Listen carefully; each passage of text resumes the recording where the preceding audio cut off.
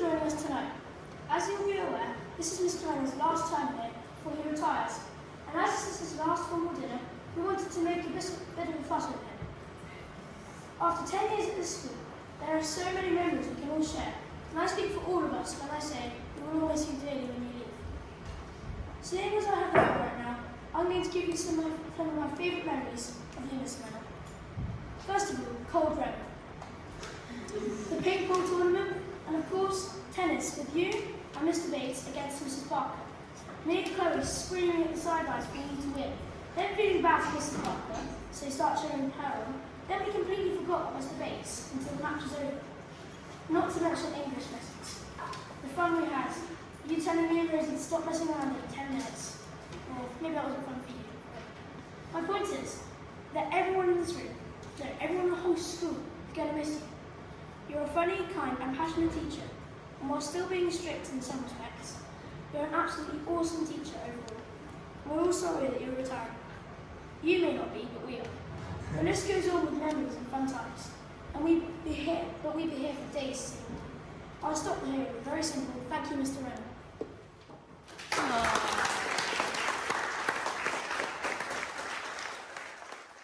It's called A Teacher's Farewell. I hope you enjoy it.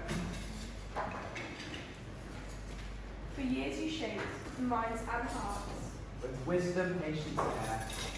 Now comes the time to rest apart. A new path awaits somewhere. A lesson taught, the lives you've touched. A legacy so bright. In each young soul you've gently nudged. A future filled with light. Now may your days be filled with peace. With joy in all you do. Retirement gifts, a sweet release. And time to be just you. Thank you, Miss Wrennall, for all you've done in this school. I love us. I think I can speak for everyone in the school and say that we'll all miss you. 3 cheers for Mr. Wrennall. Hip hip. Hooray! Hooray!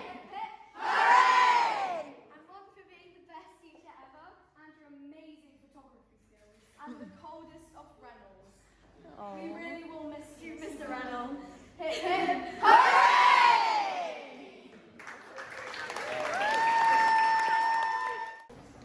Thank you very much for organising. To Elisa and Ben, thank you very much for that very moving tribute ode, and to Willow earlier for your very kind words. Over these last few days, I know there's been a lot of excitement about this occasion, quite rightly, and as Mr. Graham was saying, it's an occasion that brings us all together, Year 7, Year 8, and of course also us as teachers. I hope you're enjoying the occasion. May I say I have heard whispers of excitement during these last few days, and I've been amused, quietly amused, that people have shortened the phrase formal dinner to just formal. So I've heard phrases such as, what are you going to be wearing at the formal?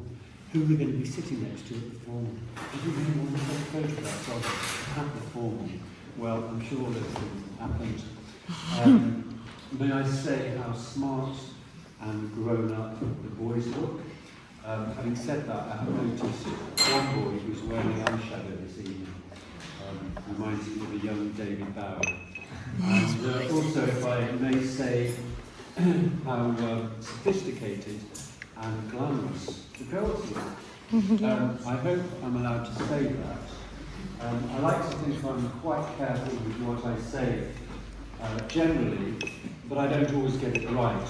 And I remember one Year 8 lesson we had, and we joined the two classes, the two sets, and we put them in Wordsworth. And at the end of the lesson, we had to move some of the chairs back to Bronte.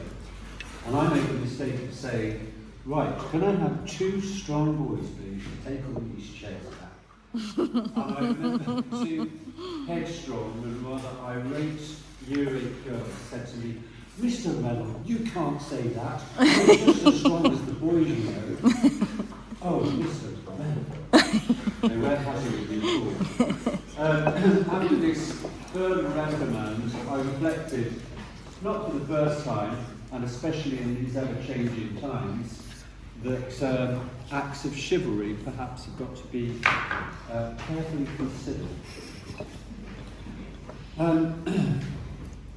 You may not know this, and you probably won't believe it, but during this last year, I have actually been the oldest member of the teaching staff.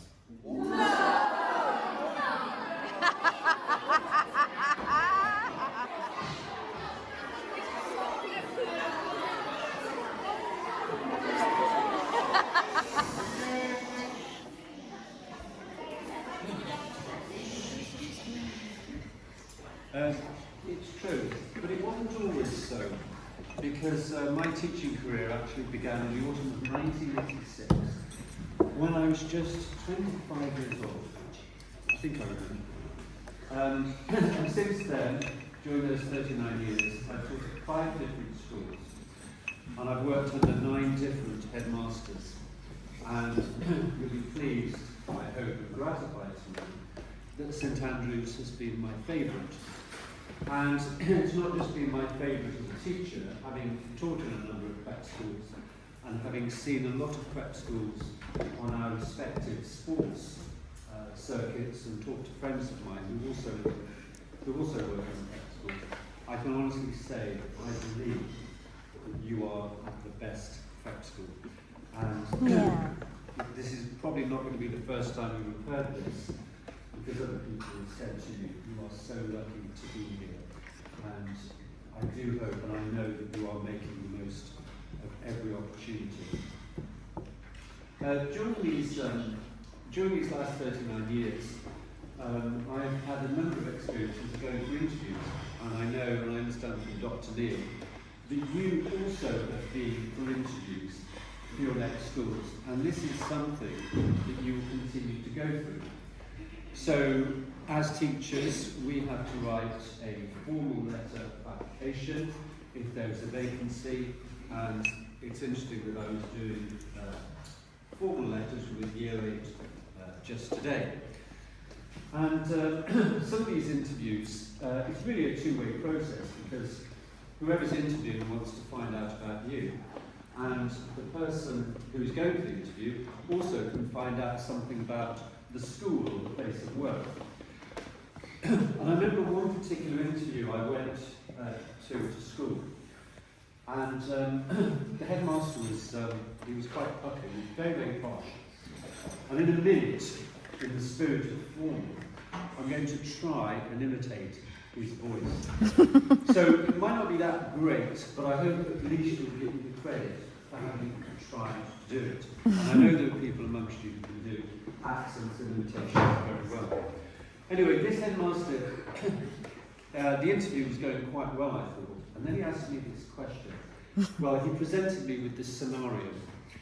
Okay, here's the pucker voice here, very posh voice. And he said to me, Mr. Wrennall, now, imagine I offer you the position of teaching English at this school, and I also ask you to take one of the Colts rugby team. And during one of our very first matches, your team win, and they beat a school that we haven't beaten for 10 years. 10 years, and they're our fiercest rival. And after the match, the parents are celebrating on the sidelines, the boys are jubilant, colleagues are congratulating you, and yet I come up to you and say, your scrum half had his shirt hanging out for half of the second half. What are you going to say to me? I think I immediately said, well, a couple of things. I decided to ask the same question, and I'm not quite sure how I dealt with that question in the end, but it did make me think, would I want to work for someone? Woo! That's it, right.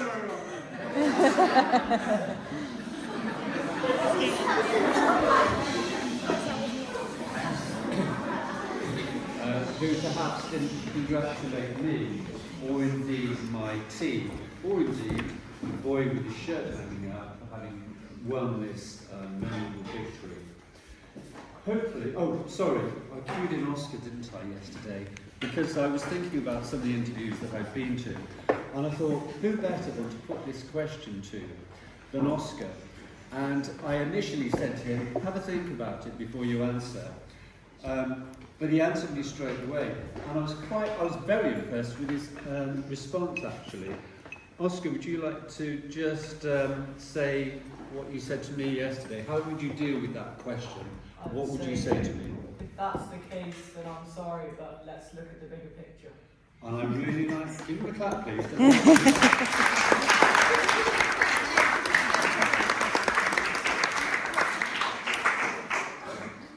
They say that teachers always remember the children that they taught during their first year. And whilst this is true, I shall certainly remember you as the children I have taught in my last year. I know it is customary for children to thank teachers for the time they have spent with them, and I'm truly grateful that you have done.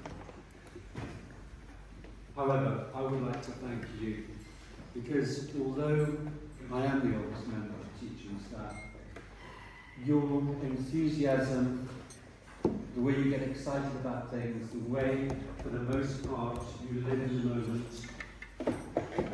your great sense of fun, and the rewards of teaching you, all these things, I can assure you, have kept my spirit young. I thank you for that.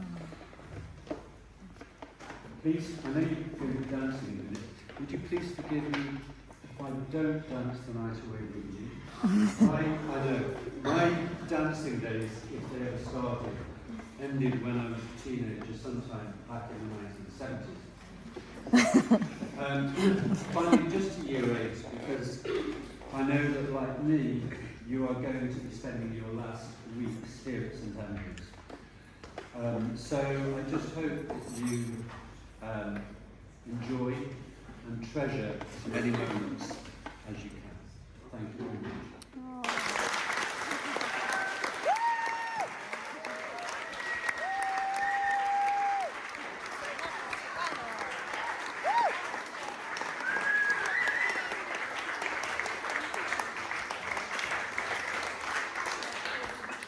Thank you very much, Mr. Wrennall. Oscar, that was actually a better answer than I gave Mr. Wrennall when he asked me that question, so very impressive, well done.